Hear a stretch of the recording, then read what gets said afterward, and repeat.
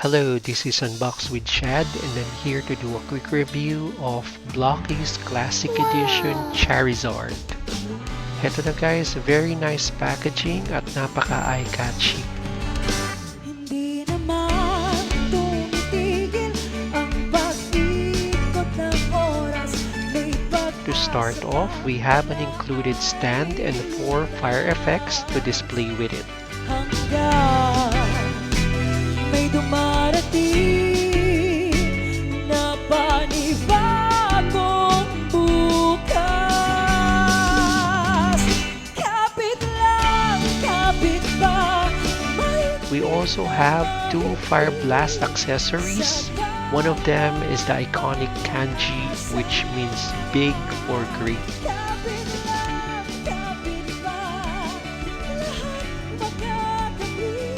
May kasama rin itong back-to-back na figure card, pero ito na ang the best. Ang ganda ni Charizard.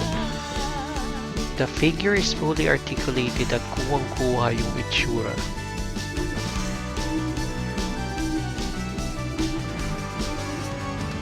By the way, if you enjoy contents like this, please do click on like and subscribe.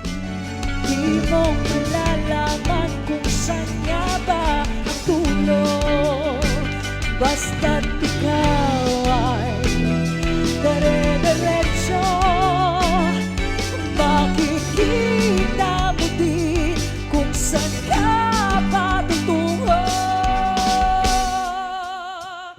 Kapit lang, kapit pa, mahigpit na mahigpit sa bawat pag-asa.